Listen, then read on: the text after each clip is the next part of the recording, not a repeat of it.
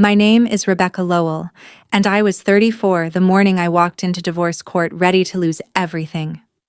My husband wanted the house. He wanted my company. He wanted both of our kids, and he wanted the whole town to watch him take them. His mother had spent 2 months telling our church that I was cold, that I was greedy, that I had driven a good man out of his own home. Most of them believed her. I had stopped trying to correct anyone. Then, just before the doors opened, my mom leaned close and whispered 2 words that froze me in the hallway. 3 months after I signed everything away, every Mercer in that courtroom wished they had read what they fought so hard to win. Welcome back to Calm Drama Stories, where we tell quiet stories about ordinary women who keep their dignity when the people closest to them decide to turn. No shouting, no revenge plots, just women who know exactly what they're worth, even when nobody else does. If that's the kind of story you came for, drop a comment below and be sure to subscribe, because this one took me years to be ready to tell.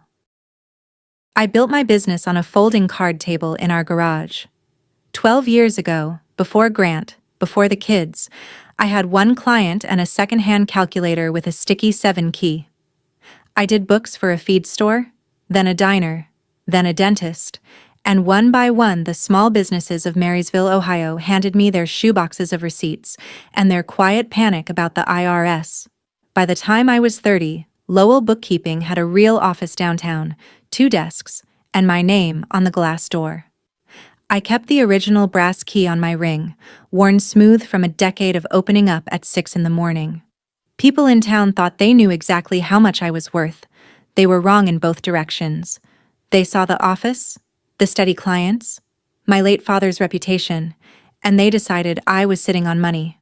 What they didn't see was how thin the margins really were, or how much of my time went to fixing other people's mistakes for free because I couldn't stand to watch a family lose a business over a math error. That was my whole life, really.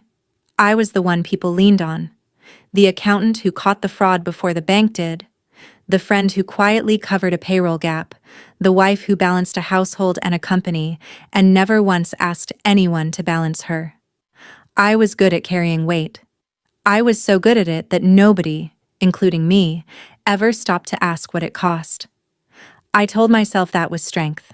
It took a courtroom and a cheating husband to show me it was also the thing they would use against me. Grant Mercer was charming the way a salesman is charming, which is to say, he could make you feel like the most important person in the room and then forget your name by the parking lot. I married him at 24. He sold industrial equipment across 3 counties, and for a long time, we were good, or good enough.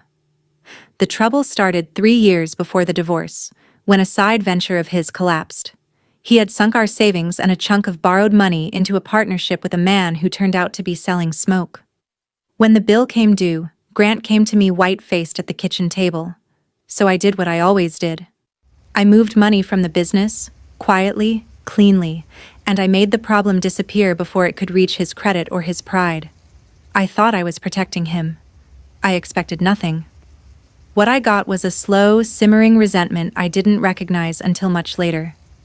A man like Grant can forgive almost anything except being rescued by his wife. He started saying things that sounded like jokes. "You always have to fix everything, don't you? Must be nice, being the smart one." I'd laugh it off and reach for his hand. He had decided, somewhere in that humiliation, that my competence was a kind of control, that every spreadsheet was a leash. He never said thank you for the rescue. He just started keeping score. I didn't see the affair coming. Not yet. But looking back, the night I covered his debt was the night the marriage actually ended. I just kept the books open 3 more years, balancing a relationship that had already gone bankrupt, telling myself the numbers would come right if I only worked a little harder. The signs were ordinary, which is how they fool you. Late meetings that ran later. A cologne I hadn't bought him. His phone, always face down now, buzzing on the nightstand like a trapped fly. I want to be clear about something, because it matters to the rest of this story. I did not snoop. I did not plant anything or record anything or read his messages in the dark.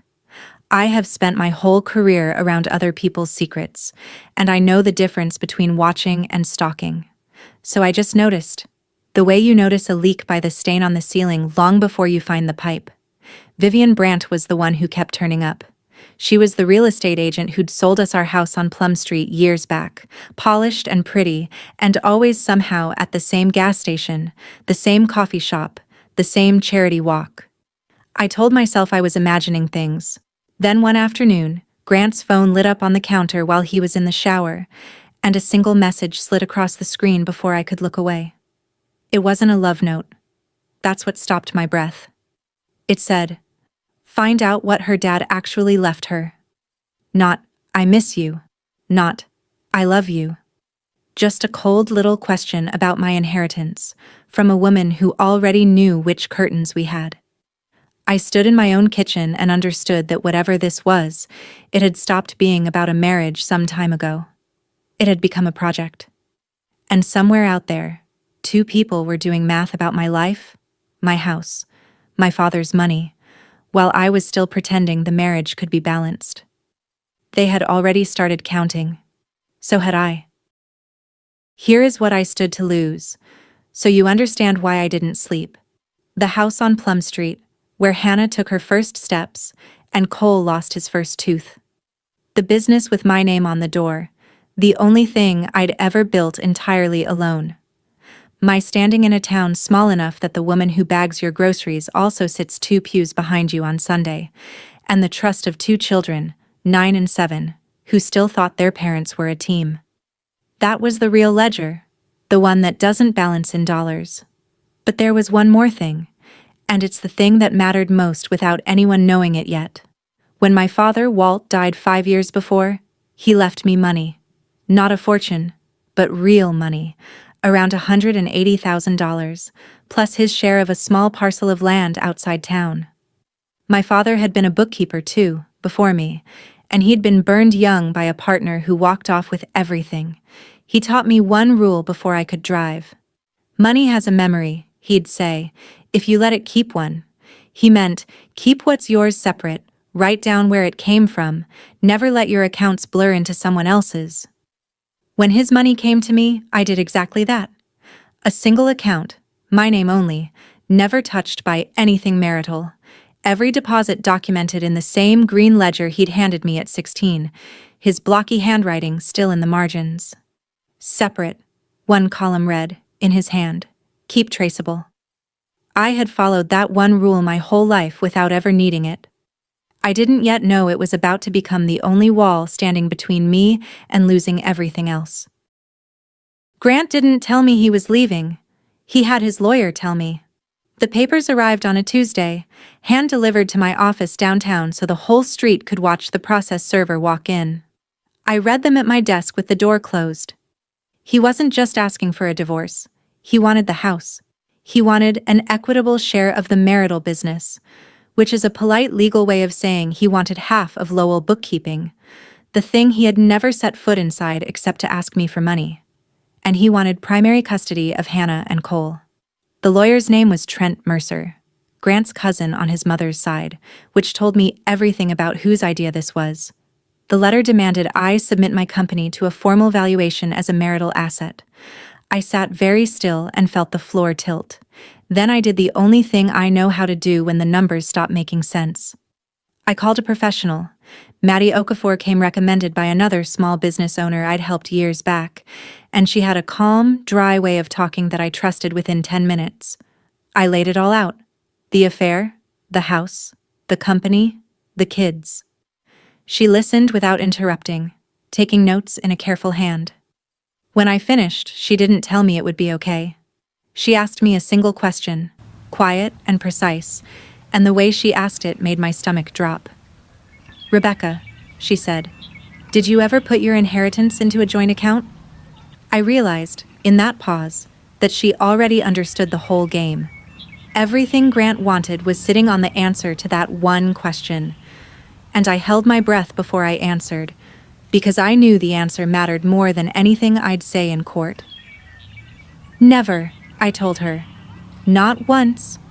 My father's voice was in the room with me when I said it. The inheritance had always lived in its own account, in my name only, never blended with a single marital dollar.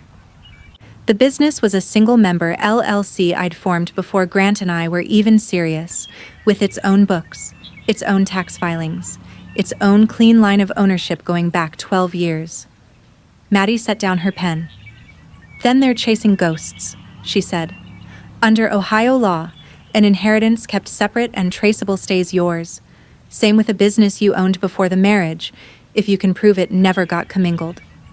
I felt something loosen in my chest, just for a second. Then she leaned forward. "But Rebecca, here's the part you won't like. The law being on your side doesn't mean the fight is easy. The burden is on you to prove every dollar's path with documents. Their whole strategy is to bet that you got sloppy somewhere over 12 years, that something blurred. And while they bet, they'll make you bleed. Legal fees, delays, pressure." I nodded slowly, understanding. "And the town?" Maddie's mouth tightened. "The town isn't a courtroom. The law can't make people like you." That was the real problem, and we both knew it. The paperwork was solid. My father had made sure of that before I was old enough to understand why. The problem wasn't going to be the law. The problem was that Carol Mercer had already stood up in front of half of Marysville and delivered her verdict, and people had clapped. I walked out to my car with Maddie's words sitting heavy on me. I had the truth and the records. What I didn't have was a single neighbor who believed I'd need them. Carol Mercer did not raise her voice. She didn't have to. She was 64, silver-haired, the kind of woman who brought a homemade pie to every funeral and remembered your children's birthdays.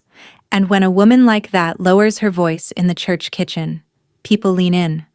I learned the shape of it secondhand, the way you always do. She told them I was cold. She told them I'd kept Grant on an allowance, that I'd hidden money for years, that no wonder the poor man looked elsewhere when his own wife treated him like an employee. She never said, "affair."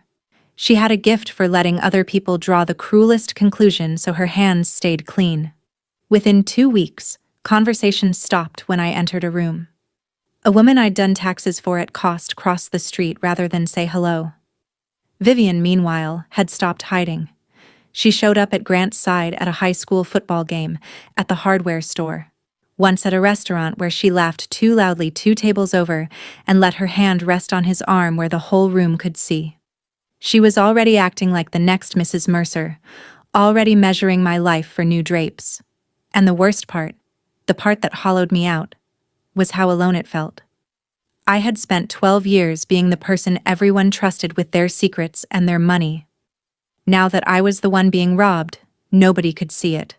Because here's the thing nobody tells you. The woman who's good with money is the last person anyone believes is being taken.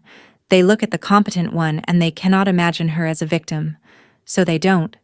They just wonder what she did to deserve it.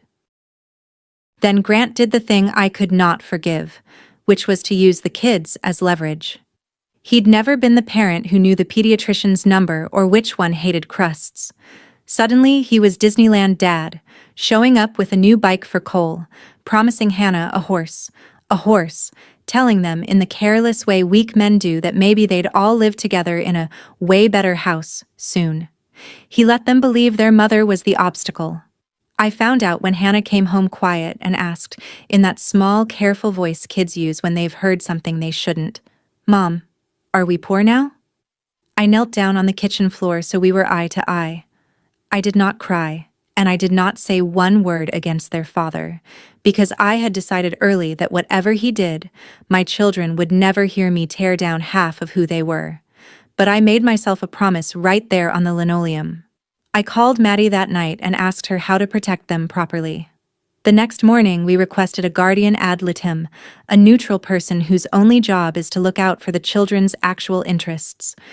I kept their school the same, their bedtimes the same, their soccer the same. Stability, Maddie told me, is its own kind of evidence. While Grant offered ponies, I offered the same dinner at 6 and the same lamp left on in the hallway. It didn't feel like winning. It felt like standing in a current, holding 2 small hands, refusing to let go while someone tried to pull them downstream with toys. "Mom," Hannah asked again at bedtime. We're okay, right? I tucked the blanket under her chin. We're okay, I said, and for the first time, I made myself believe it could be true. The County Fall fundraiser is a fixture in Marysville, folding tables and casseroles in the church basement, the whole town in one room. I almost didn't go, but running would have been its own kind of confession, and I don't run. I wore a plain navy dress and I held my paper plate and I made small talk, and I felt the eyes the whole time, that prickle on the back of the neck that tells you you're being discussed in the third person while standing right there. Carol held court at the center table with Grant beside her and Vivian, brazenly, 2 seats down. I was getting coffee when Carol's voice carried across the room, pitched just loud enough, sweet as the pie in front of her. Someone had asked, with false concern, how poor Rebecca was holding up. Carol smiled and said it like a kindness. Oh, she'll land on her feet. Though I expect she'll be lucky to keep her maiden name. The table laughed. Not cruelly, exactly. Worse than cruel. Comfortably. They laughed the easy laugh of people who have already decided the joke is fair. I set my coffee cup down on the table without a sound. I did not turn around. I did not give them the scene they were half hoping for, the flushed face, the shaking voice, the proof of everything Carol had told them. I picked up my purse and I walked out into the cold parking lot, and the gravel crunched under my flats, and I got in my car. I did not cry. I want you to understand that, because it surprised even me. I sat in the dark with my hands on the wheel, and instead of weeping, I reached into my purse, found a pen and an old receipt, and I started making a list. The list grew. I'm a bookkeeper, so when my life falls apart, I audit it. And in auditing it, I found the thing that changed the entire shape of the war. I pulled our joint mortgage records, the ones I had every legal right to see, and I found that Grant had quietly refinanced the house on Plum Street 4 months before he filed, taking out a home equity line of credit. He had drained nearly every dollar of equity we'd built in 12 years. The money hadn't gone into a savings account, it had gone into a new investment, a property flipping venture, with Vivian Brandt listed as a partner. Worse, to get the business loan that funded it, Grant had signed a personal guarantee, putting his own name on the hook for the whole debt. I sat in my office with the green lamp on and felt something I hadn't felt in months, not anger, clarity. The moment I'd seen the refinance go through, weeks earlier, I had called the bank to try to stop it.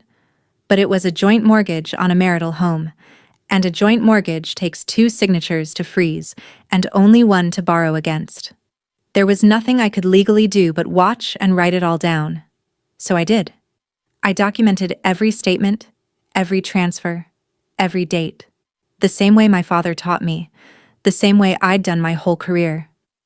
And as the picture filled in, I understood something Grant clearly didn't. He thought he was loading himself up with assets, the house, the company, the future. What he was actually loading himself up with was liabilities. He was fighting to win a pile of debt with my husband's name guaranteeing it. He just hadn't read his own paperwork closely enough to know it yet. Trent earned his fee by making my life expensive. That's the strategy when the law isn't on your side. You can't win, so you try to make the other person too tired and too broke to keep standing. He filed motions. He demanded the business valuation again, then again. He pushed for temporary spousal support to be paid by me, the supposedly hidden rich wife, to Grant, the supposedly wronged husband. Every letter cost me an answer, and every answer cost me money I'd rather have spent on my kids. There were nights I sat at my kitchen table at 2 a.m. with the green ledger open and my father's handwriting in the margins, and wondered if being right was worth this much. Maddie kept me steady. We don't fight loud, she told me on the phone, more than once. We fight on paper. Loud loses. Paper wins. I held on to that like a railing. I kept showing up to my clients, kept the office open, kept Hannah's hair in 2 even braids before school, even on the mornings my hands wanted to shake. I was exhausted in a way that doesn't show, the quiet kind, the kind that lives behind a calm face. And I want to stop here for a second, because I know some of you watching are nodding. If you've ever been the person everyone leans on, the one who solves it for everybody else, the one nobody ever thinks to ask whether she's okay, then you know exactly how silent that kind of tired is. You've carried it too. If this is hitting close to home for you tonight, do me a favor and leave a comment that just says, "I see her," so I know you're out there. And subscribe, so the next part doesn't slip past you. Because the next morning I drove to the bank, and I picked up the one thing that ended it all. There's a difference between knowing you're right and being able to prove it. And my father spent my whole childhood drilling that difference into me. So I went and got the proof, all of it, in one place. I drove to the bank where my inheritance account had lived untouched for 5 years, and I requested a certified deposit history, the official kind with the bank's seal, showing every dollar's arrival and that nothing marital had ever flowed in or out. Then I drove to the office of my father's old attorney, who still kept Walt's probate file in a cabinet, and I had certified copies made of the will, the estate distribution, the deed to the parcel of land. From my own records, I pulled the LLC formation documents for Lowell bookkeeping, dated and filed before Grant and I married, along with 12 years of separate business tax returns. I put it all into one folder, thick as a phone book, and I drove to my mother's house and laid it on her kitchen table. Joan, my mom, 63 and sharp as a tack, looked at the folder and then at me. I opened the green ledger beside it and turned to the page where my father's blocky hand had written, years ago, the dates of those very deposits. The word "separate" in the margin, "keep traceable" beneath it. The bank's certified dates matched his handwriting exactly. The thread ran unbroken from his hand to mine. I had everything. Every document, every date, every signature. The complete, sealed, unbreakable record that the company and the inheritance had never, not once in 12 years, become anyone's but mine. My mother put her hand flat on the folder and was quiet a long moment. Then she said something I didn't fully understand yet. "You know," she said softly, "sometimes the smartest thing you can do is let them carry the load they fought so hard for." I closed the folder like closing a door. I thought she meant comfort. She meant strategy. I just couldn't hear it yet. I ran into Vivian in the grocery store parking lot on a gray afternoon, both of us reaching for the same cart corral. There was no graceful way to avoid it. Up close, without the performance, she looked older than her 46 years, tired in the eyes. For a second, neither of us played a part. "You think I'm the villain," she said, not unkindly. I didn't answer. She loaded her bags and then, quietly, almost to herself, she said, "You don't know what it is to be my age with nothing." Twice I walked away with nothing. And for just a moment, I did see her. A woman who had bet on 2 marriages and lost both, who had watched her settlements evaporate, who had decided somewhere along the line that the only thing that wouldn't leave her was an asset with her name on it. I understood the fear. I'd seen it in clients, the panic of someone who runs the numbers on their own old age and comes up short. For one breath, I almost felt sorry for her. Then she straightened, slid back into the roll like a coat, and the softness was gone. "The house is practically mine already," she said, with a small cold smile. "Grant says the curtains can go. I never liked them anyway." And there it was. She had stood in my home, the one where my daughter learned to walk, and picked out which of my things to throw away. Whatever sympathy I'd felt folded itself up and went quiet. I wheeled my cart to my car. I didn't hate her. Hate takes energy I didn't have. But I stopped right then, mistaking her fear for an excuse. People can be frightened and still choose to be cruel. Vivian had made that choice with her eyes open. I'd let her keep it. That weekend, my mother told me a story about my father I'd never heard. We were doing dishes at her sink, the kids asleep in the next room, and she handed me a plate to dry and said, "Your dad didn't always keep such careful books, you know. When Walt was young, before me, he'd gone into business with a friend he trusted like a brother. They shook hands instead of signing things. They ran the money together in one account because that's what trust looked like to him then, and the friend cleaned him out, took the lot, and there was nothing on paper to prove what was whose. He didn't lose the money so much as he lost the proof, my mother said. Took him years to come back from it. And after that, he wrote everything down. Everything. That was where the green ledger came from. That was where money has a memory came from. It wasn't a quirk. It was a scar. My father had taught me to keep my world separate and documented, not because he was fussy, but because he had once lost everything to a handshake, and he was determined I never would. I dried the plate slowly. All those years I'd thought the rule was about being organized. It was about being protected. My mother dried her hands on the towel and looked at me with my father's same level gaze. Your father used to say something at the card table, she said. He'd say the loudest person sitting there usually owns the least. I laughed. A real laugh. The first in weeks. Because I had just spent 2 months being outshouted by people who were betting everything they had, and I was beginning to suspect my father had been right about them too. Maddie laid the whole board out for me a week before the hearing, the way you'd explain a chessboard to someone who only ever played to survive. Here's where we are, she said. Their case has 3 legs. They want the company called marital. They want your inheritance called commingled. And they want the house and assets divided as marital property, which they actually are. She tapped each finger. 2 of those legs, we kick out from under them. The company is separate, the inheritance is traceable, and your documents are airtight. But the house and the cars and the furniture, those are marital, and Grant has every legal right to fight for his share. I nodded. So we fight for the house. Maddie tilted her head, watching me. We can. It's a fight we could even win. I sat with that. Then I asked the question that had been forming since I'd pulled those mortgage records. Maddie, I said slowly, what is the house actually worth right now? After the refinance? After the line of credit he drained? After the loan he personally guaranteed against it? She went very quiet. She pulled out the appraisal and the payoff figures and ran the numbers in front of me, and I watched her face change as the total landed. The equity in the house on Plum Street was gone. Not low. Gone, and then some, once you counted the debt strapped to it. The marital assets Grant was fighting so hard to take were worth less than nothing. I leaned back in the chair. Somewhere in the back of my mind, my mother's voice said it again. Let them carry the load they fought for. And for the first time, I understood exactly what she'd meant. The prize they wanted wasn't a prize. It was a trap, and they had built it themselves.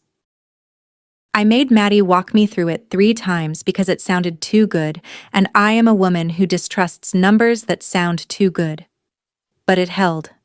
The house on Plum Street, after Grant's refinance and the home equity line he'd drained into Vivian's flipping scheme, carried more debt than it was worth. Whoever won the house would inherit the mortgage, the line of credit, and the obligations attached to it. And the company. Oh, the company. Grant wanted half of Lowell bookkeeping valued as a business, but Maddie pointed out the thing his cousin Trent had never grasped. A bookkeeping practice isn't a building or a brand, she said. It's you.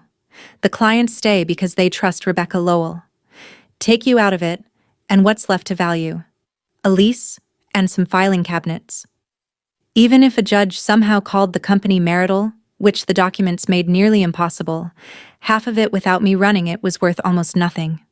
The clients would follow me out the door the same week. I sat in that small office and felt the whole architecture of their plan reveal itself, beam by beam. They had spent months and legal fees and an entire town's goodwill fighting to take 3 things from me. The house, which was a sinkhole of debt. The company, which was worthless without the woman they were trying to take it from. And the children, which a guardian ad litem was already noting they barely knew. Everything Grant was fighting to win was, dollar for dollar, everything that would sink him. He had aimed every weapon he owned directly at his own foot. And the most remarkable part, the part I keep coming back to even now, is that I hadn't laid a single trap. They'd done all of it to themselves. I'd only kept the receipts. It would be a nice story if the truth had set me free right then. It didn't. The town didn't know any of what I knew, and the gossip reached its high water mark in those last weeks. Carol's version had hardened into fact through sheer repetition. I was the cold wife who'd hoarded money and pushed a good man out. I heard, third hand, that she'd repeated her little line about my maiden name at a women's circle, to laughter. A friend I'd known since high school, a woman whose failing bakery I had personally kept solvent for 2 years, stopped returning my calls. That one I felt in my teeth. I could have fought back. I could have walked into that church basement with the certified mortgage records and the personal guarantee and shown them all exactly who was about to lose everything. Maddie advised against it, and I agreed. "Save the truth for the room where it counts," she said. "A courtroom, not a coffee clatch. You explain yourself to gossip, you've already lost." So I stayed quiet. I let them think what they thought. Silence, when you choose it on purpose, is a different thing than silence forced on you. But it nearly broke when Hannah came home from school one day, climbed onto the couch, and told me, very seriously, that a girl in her class said we were going to lose our house and have to live in our car.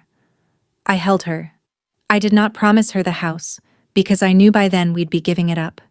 Instead, I knelt down and made her a different promise, a specific one, looking right in her eyes. "We will always have a home," I said. "I built one once with nothing.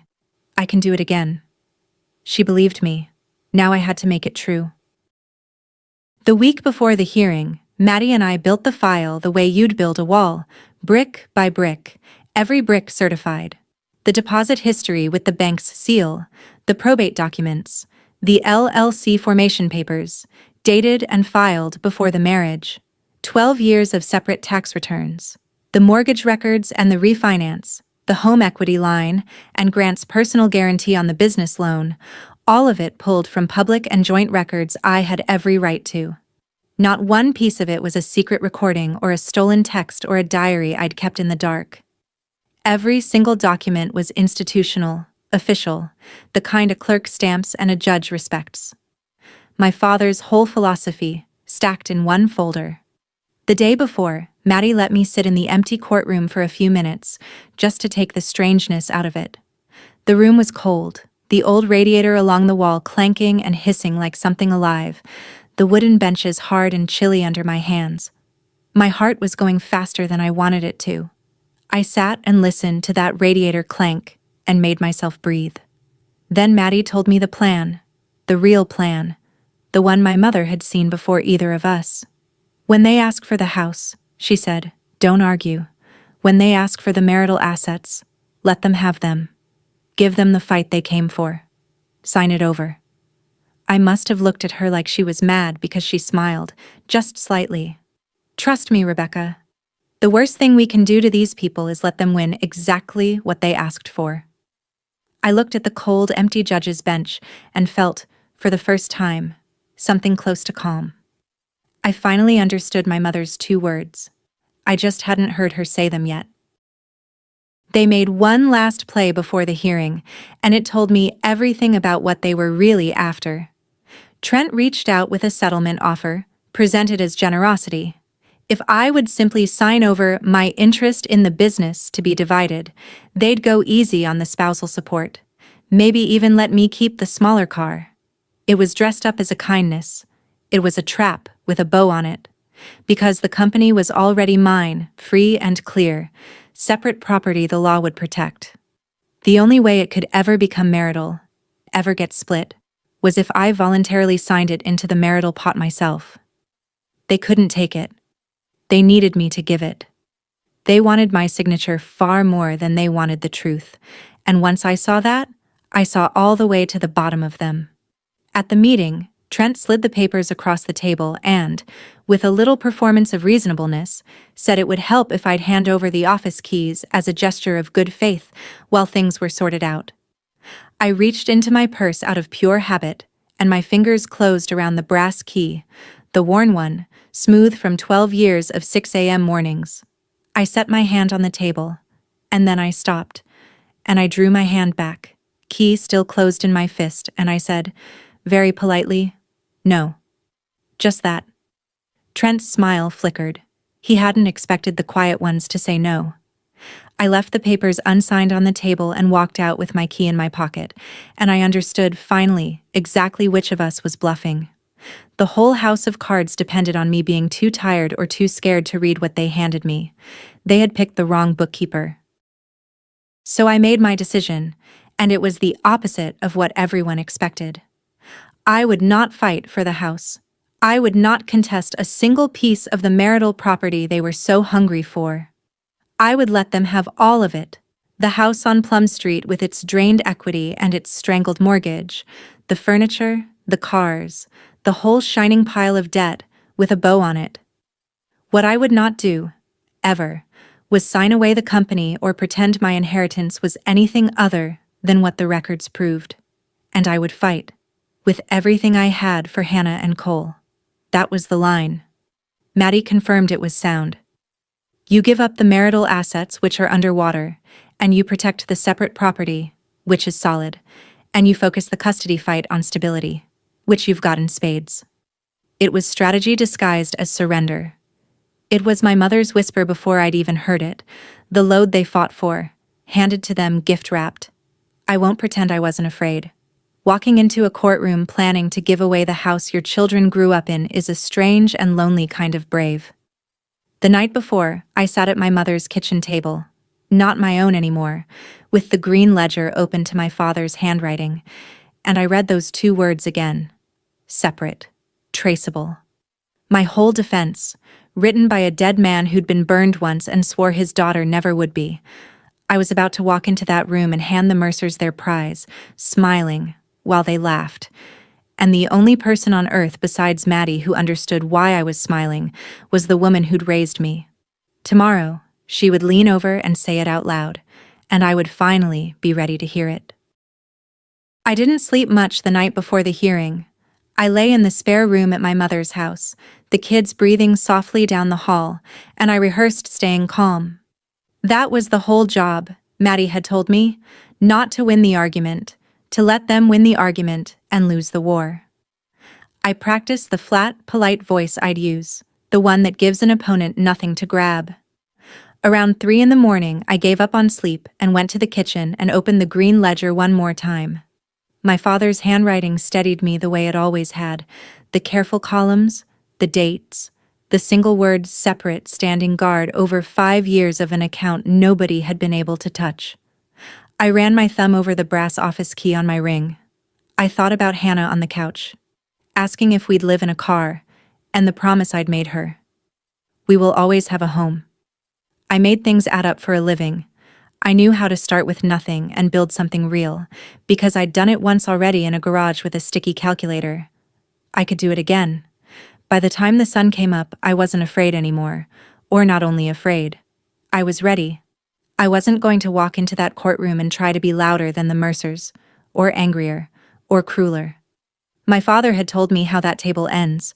I was going to walk in quiet and right and prepared, with a folder full of certified truth and a key in my pocket. And I was going to let them shout themselves all the way into the hole they'd spent 2 months digging.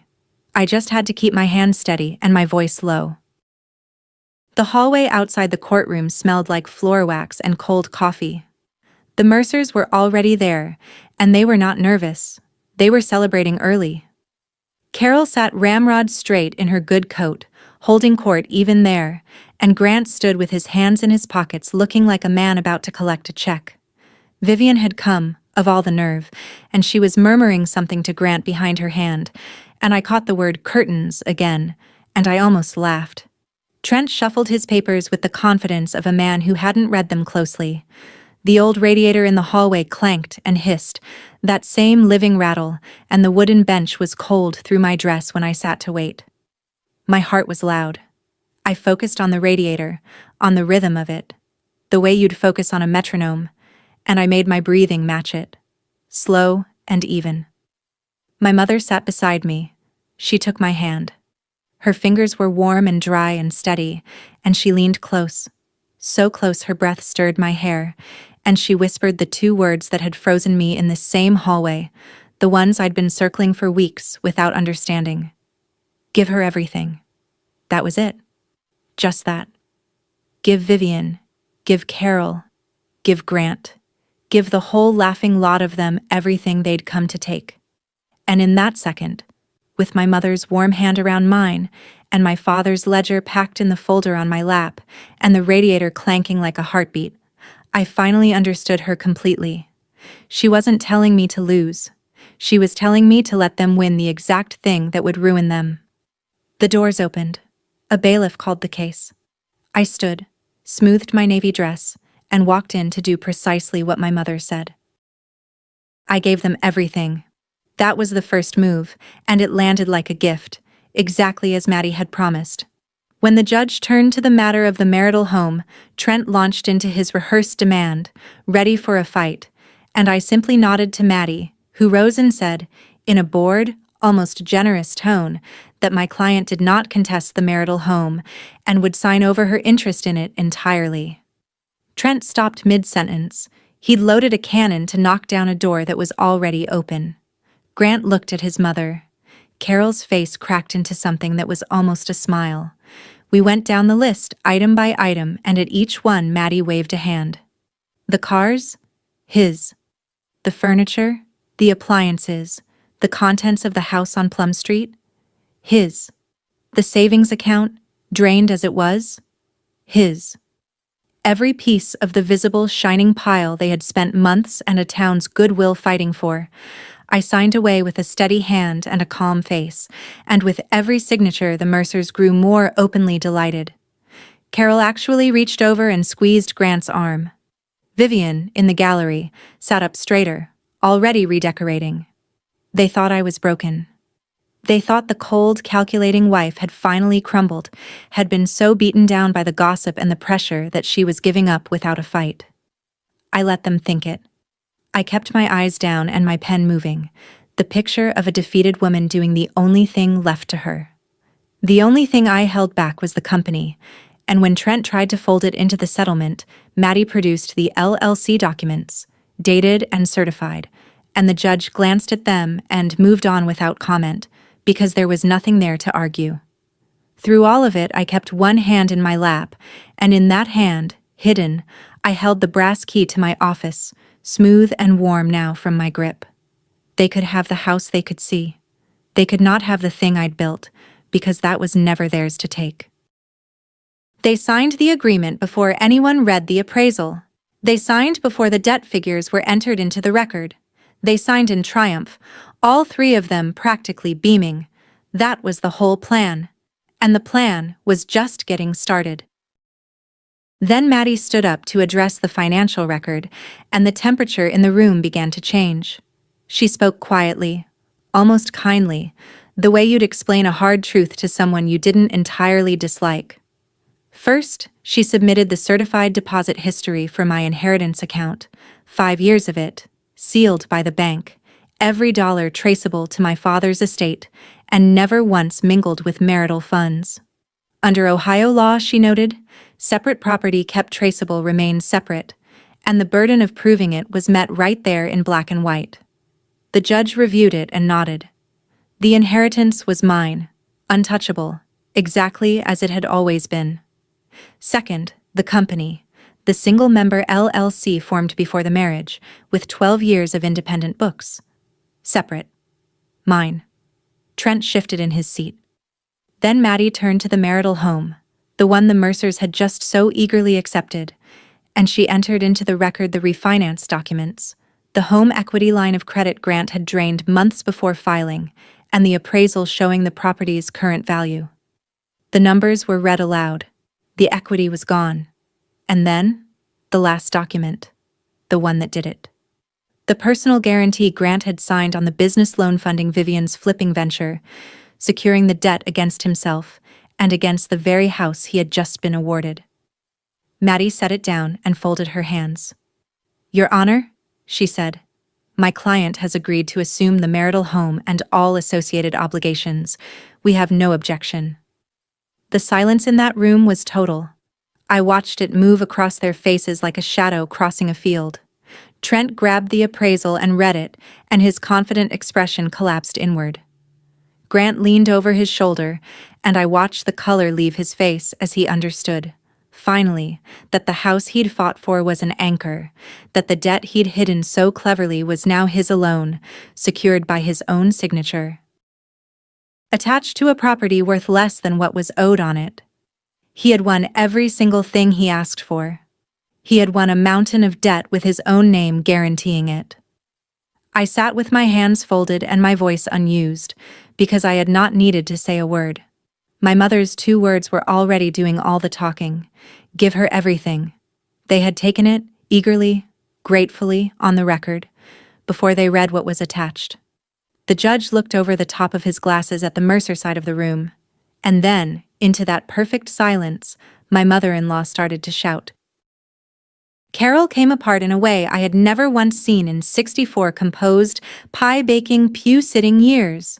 She was on her feet before the judge could finish a sentence, her sweet church voice gone, replaced by something raw and ugly. She turned on Trent first, demanding to know how he'd let this happen, why he hadn't seen it, what she was paying him for. Trent stammered something about disclosure and timelines, gathering papers that wouldn't gather. Then she turned on Grant, her own son, and the things she said to him were worse than anything she'd ever whispered about me, because they were true, and they were cruel, and they were in front of everyone. He'd been careless. He'd been led around by that woman. He'd cost the family the house, and saddled himself with a debt no Mercer could carry. Grant, for his part, spun toward the gallery looking for Vivian, the partner whose venture had eaten the equity, the woman who'd told him the house would be theirs. And Vivian was already on her feet, already moving toward the doors, her face shut like a bank after closing. The judge banged his gavel and called for order, and the bailiff stepped forward, and the whole Mercer side of the room dissolved into the kind of public scene Carol had spent 2 months accusing me of being capable of. I sat perfectly still through all of it. I did not gloat. I did not raise my voice. Not once, because there was nothing left to say that the documents hadn't already said better. When the room finally quieted, the judge moved to the matter of the children. The guardian ad litem's report was plain. Through every month of this, one parent had kept the kids' lives steady, their school the same, their routines unbroken, while the other had offered ponies and lived increasingly out of a suitcase with a woman the children had met twice. Custody went to me, primary and clear, with a standard visitation schedule for Grant. I felt my chest unlock, quietly, the way a held breath finally lets go. Hannah and Cole were mine to keep safe. I'd promised her a home, and now I could build one. I had said almost nothing in that courtroom. I hadn't needed to. Everything that mattered I'd said years ago, in a green ledger at a kitchen table, in my father's careful hand. The loudest people at the table, it turned out, had owned the least all along. Vivian didn't make it to the parking lot before it ended. I saw it through the hallway windows as I gathered my things, that worn old radiator still clanking beside me. She'd cornered Grant just outside, and whatever he was saying, she wasn't staying to hear it.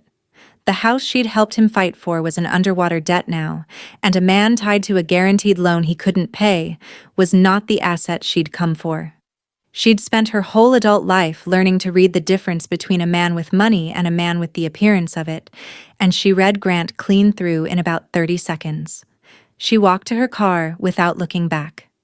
Her great fear, the one she'd named to me in a parking lot, the terror of reaching her age with nothing, had just become her own doing, chosen with her eyes open, exactly as I'd suspected it would. Then Carol found me in the hallway.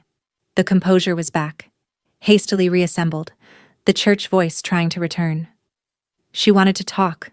She wondered, in that reasonable tone, whether we might revisit some of this, whether I'd really want the house and its troubles, whether we couldn't come to a family arrangement. I looked at the woman who had stood in a church basement and told a whole town I'd be lucky to keep my maiden name. I reached into my pocket and closed my hand around the brass key one more time, and I felt finally completely calm. "No, Carol," I said gently, the way you'd correct a child. "I'm keeping what I built. You can keep what you fought for." Then I picked up my folder, took my mother's arm, and walked toward the doors, the radiator clanking behind us like applause. My mother was waiting at the top of the courthouse steps, in the thin gold light of a cold afternoon. We didn't cheer. We didn't hug and weep the way they do in movies. That isn't who we are. She just looked at me, and I looked at her. And she gave one small nod, the kind that says everything a whole speech couldn't. I thought about my father, and the handshake that had cleaned him out, and the ledger he'd kept every day after as a kind of prayer that his daughter would never know that particular flavor of loss. I'd kept his rule my whole life without needing it. Today, it had stood between me and ruin like a wall he'd built 50 years before I ever needed shelter behind it.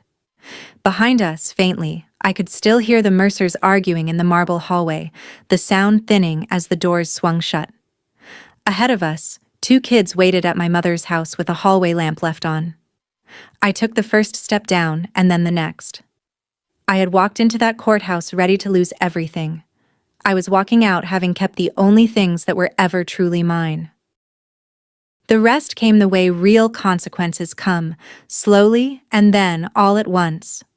Within 8 months, Grant couldn't carry the house on Plum Street and the loan strapped to it. The bank started the paperwork, and the home where my children took their first steps went up for a short sale, sold to strangers for less than the debt against it. The personal guarantee he'd signed followed him out the door and into his credit and his future. A number that would shadow him for years. Vivian had already gone, on to whatever came next. The venture folded. The partnership dissolved. And Carol, who had run her quiet campaign through the church kitchen and the women's circle, found that small towns have long memories and a sharp sense for who was actually in the wrong once the dust settles.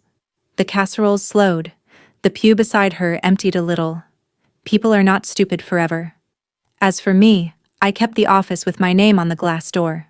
The clients who'd drifted during the gossip drifted back, a little sheepish, and I took them on without a word about it, because a grudge is just another debt, and I'd decided not to carry that one. Within the year, I bought a small house on the east side of town, 3 bedrooms, a good kitchen, paid for with my own separate traceable money. Hannah picked the paint for her room. Cole claimed the yard for a future dog. I left a lamp on in the hallway every night, the way I always had, and for the first time in a long time, the home it lit was entirely, unmistakably ours. People in town still ask me about it sometimes, carefully, the way you ask about a wound you're not sure has healed. They ask if I lost everything in that divorce, the house, the marriage, the standing. And I always tell them the same thing, because it's the truth and because I've earned the right to enjoy it just a little. I gave her everything. The house, the cars, the whole bright pile she'd already started decorating in her head. I signed it all over with a smile. She just had no idea. Not one of them did. What everything was actually going to cost her. I keep my boundaries with the Mercers polite and firm. Grant sees the kids on schedule. We do not discuss curtains. My mother-in-law once told a room full of people that I'd be lucky to keep my maiden name. I think about that line more than I should, because of how it turned out. The name Lowell is still on the glass door of my office downtown, a little brighter than it used to be, since I had the lettering redone. It's the name on my children's school forms, on the deed to a house I paid for myself, on the ledger my father handed me at 16. I didn't just keep my maiden name.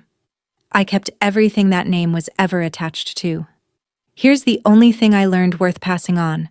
Walking out with less in your hands doesn't mean walking out with less. Not if what's left is finally, fully yours. That's my story. One sentence my mother whispered. One ledger my father taught me to keep. And a courtroom full of people who fought to win a debt. If this reminded you that quiet and documented beats loud and certain, take it as a sign. Keep your own records. Keep your own name. If you know a woman who needs to hear this, share it. Drop a comment, hit subscribe, and I'll see you in the next one.